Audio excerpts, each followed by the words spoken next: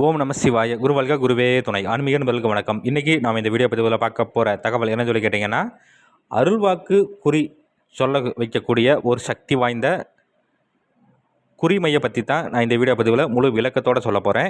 நீங்கள் இந்த வீடியோ பார்க்குறதுக்கு முன்னாடி நம்மளோட யூடியூப் சேனல் ஸ்ரீ வேத சிவசக்தி சாயி யூடியூப் சேனலை சப்ஸ்கிரைப் பண்ணாதவங்க பண்ணிக்கோங்க. அப்படியே பக்கத்தில் இருக்கக்கூடிய பெல் ஐக்கான் பட்டனையுமே கிளிக் பண்ணிக்கோங்க. சரி, வாங்க இந்த வீடியோ பதிவுக்குள்ளே போகலாம். அதாவது அருள்வாக்கு குறி சொல்கிறதுக்கு சித்திர நூட்களில் பலவிதமான முறைகள் குறிப்பிட்டிருக்காங்க. அதில் இது பார்த்துக்கிட்டிங்கன்னா குறிமை, சரிங்களா? அந்த மையை வச்சு அதன் மூலிமா சொல்லக்கூடிய ஒரு சில முறைன்னு சொல்லி நம்ம சித்திர நூல்களில் குறிப்பிடப்பட்டிருக்கு.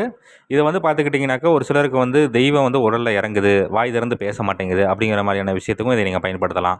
இல்லை தெய்வங்கள் கட்டில் நிற்கிது, அதை நல்லா வாக்கு சொல்லிட்டு இருந்தது கட்டில் நிற்கிது அப்படிங்கிற மாதிரியான விஷயத்துக்கும் இந்த அருள்வாக்கு குறிமையை பயன்படுத்திங்கன்னா நல்லா வாக்குங்கிறது நான் துல்லியமாக ஓடும் சொல்லி சித்திர நூல்களில் குறிப்பிடப்பட்டிருக்கு.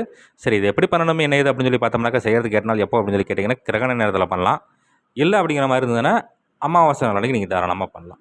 அந்த அன்றைக்கி நீங்கள் முதல்ல என்ன பண்ணணும்னு சொல்லி கேட்டிங்கன்னா, ஜாதிக்காய், தும்பை மூலிகை, கருமஞ்சள், பொட்டலை கையாந்தகரை மூலிகை, தற்றான் விதை, துளசி விதை, இந்த இது எல்லாத்தையும் நீங்கள் முறையாக சேகரிச்சுக்கணும். சேகரித்து இதை நல்லா சுத்தி பண்ணி வச்சுக்கணும். சுத்தி பண்ணி வச்சுக்கிட்டு இது கூடயே என்னன்னு சொல்லி கேட்டிங்கன்னா, ஒரு நல்ல சுத்தமான ஆனைக்கண் பட்ட சட்டி, சரிங்களா? அதை வாங்கி அதற்குள்ளே இது எல்லாத்தையும் உள்ளுக்குள்ளே போட்டுட்டு அதற்கு மேலே இன்னொரு ஆனைக்கண் பட்ட சட்டியை வச்சுட்டு நல்லா கவுத்துற மாதிரி வச்சு சீலை செய்துக்கணும். சீலை செய்து இதை என்ன சொல்லி கேட்டிங்கன்னா, புடம் போட்டு நல்லா பஸ்பமாக்கணும். நல்லா வெண்ணிறமாக ஆகிற மாதிரி நல்லா நல்லா 2 ஜாமங்கள் வரட்டியெல்லாம் வச்சு நல்லா பஸ்பமாக்கி வச்சுக்கணும். பஸ்பமாக்கி எடுத்து இந்த பஸ்பத்தோடு என்ன சொல்லி கேட்டிங்கன்னா அஷ்டகந்தம் சேர்த்து நல்லா 2 ஜாமங்கள் மைப்பதை வர மாதிரி நல்லா அரைச்சி வச்சுட்டு இதை எடுத்துகிட்டு போய் என்ன சொல்லி கேட்டிங்கன்னா, இப்போ உங்களுடைய தெய்வம், அதாவது உங்களுடைய உடலில் என்ன தெய்வம் இறங்குதோ அந்த தெய்வத்தினுடைய ஆலயம், அந்த ஆலயத்தில் மூலவருக்கு நேர் எதிர வெளியே குழி தோண்டி அதற்குள்ளே 5 விதமான வாசனை திரவியங்கள், 5 விதமான வாசனை மலர்கள் அதை உள்ளுக்குள்ளே போட்டு அதற்குள்ளே இந்த மையை வச்சுட்டு மண்ணை போட்டு மூடிட்டு அங்கே அந்த தெய்வத்துக்கு படையிலெல்லாம் கொடுத்துட்டு முறையாக சங்கல்பம் எடுத்துகிட்டு நீங்கள் ஏதாவது மந்திரங்கள் ஏதாவது உபாசனை எடுத்து அந்த தெய்வத்தை உடம்புல இறக்கி அருள்வாக்கு குறி சொல்கிறீங்கன்னா அதுக்குண்டான மந்திரத்தையும் நீங்கள் உச்சாடனம் கொடுக்கலாம், தப்பு இல்லை, சரிங்களா? அங்கேயே நீங்கள் இந்த மந்திரத்தை எத்தனை தடவை முடியுமோ அத்தனை தடவை உச்சாடனம் கொடுக்கலாம்.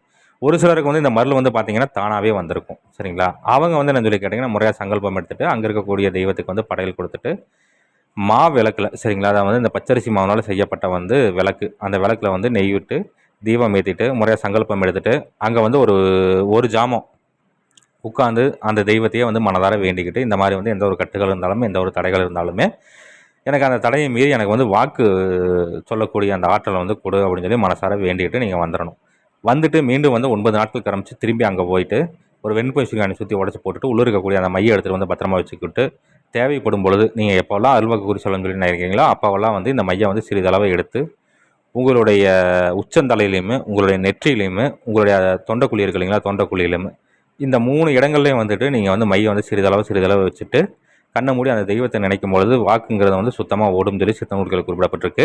இதை முறையாக தக்கன குருமால்கிட்ட ஆலோசனை பண்ணிட்டு செய்து பலனஞ்சு பாருங்கள். நன்றி. மீண்டும் வேறு ஒரு நல்ல தகவல் கொண்ட வீடியோவை உங்களை சந்திக்கிறேன். அதுக்கு முன்னாடி நம்மளோட யூடியூப் சேனல் ஸ்ரீ வேத சிவசக்தி சாயி யூடியூப் சேனலை சப்ஸ்கிரைப் பண்ணாதவங்க பண்ணிக்கோங்க. அப்படியே பக்கத்தில் இருக்கக்கூடிய பெல் ஐக்கான் பட்டனையுமே கிளிக் பண்ணிக்கோங்க. சரி, நன்றி, வணக்கம், வாழ்க வளமுடன். ஓம் நம சிவாய. குருவல்க குருவே துணை.